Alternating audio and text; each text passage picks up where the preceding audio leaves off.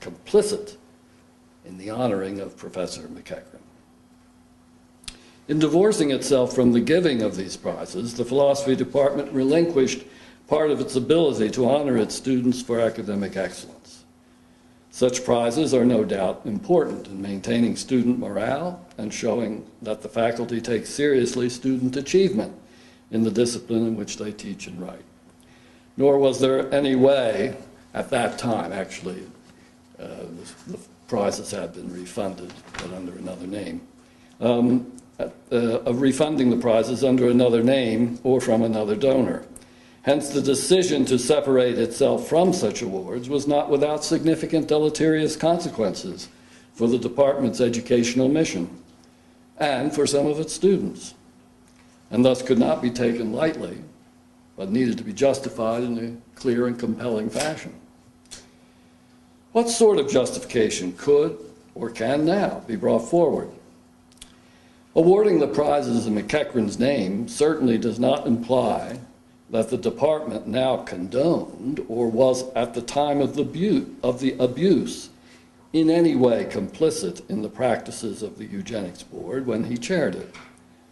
I don't think there's anyone who would seriously think that the department need publicly apologize for some role it had in the ghastly chapter in the history of the department, of the province, sorry. For in fact, it had no such role. MacEachran acted on its own at the request of the government of the province.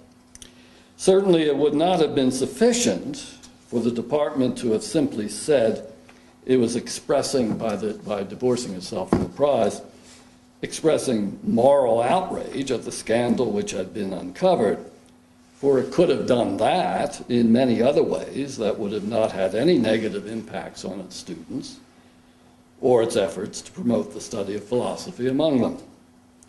Rather, the crucial point, at least in my own mind, was that by continuing to award the prizes, we were honoring year after year, not just worthy students, but a man whose memory the department, and the university for that matter, should not continue to honor, in view of the facts recently brought to light about the way the Eugenics Board proceeded. But this is the point at which matters, as I see it now, get quite complex. For it's not easy to say just when a person's memory should no longer be honored by institutions to which he was no doubt a great benefactor. Professor MacEachran was really one of the founders of the university, as I said, and he established both the departments of philosophy and psychology. No doubt his efforts and accomplishments in that area should be remembered with appreciation.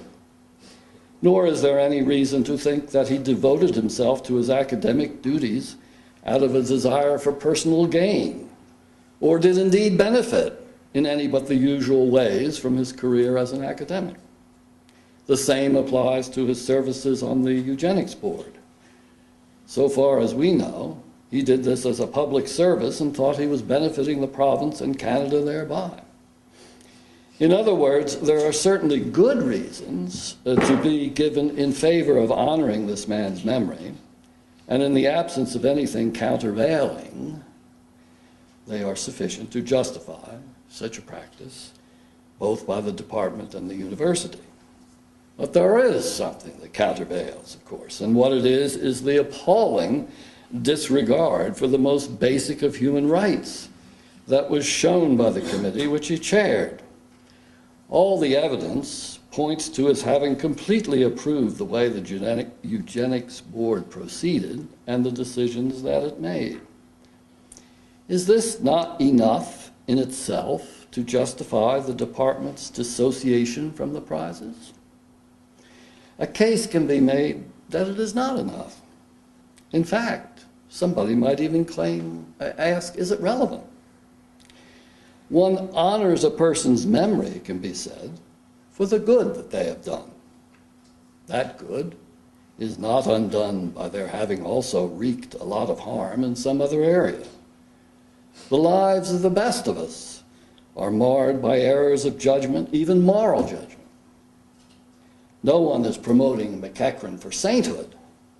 All we are doing is honoring his selfless dedication to the good of the university and the department.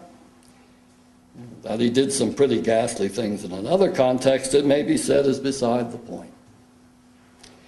On the other hand, nothing in the announcement of the prizes indicates why anyone wants to honor Professor MacEachran's memory.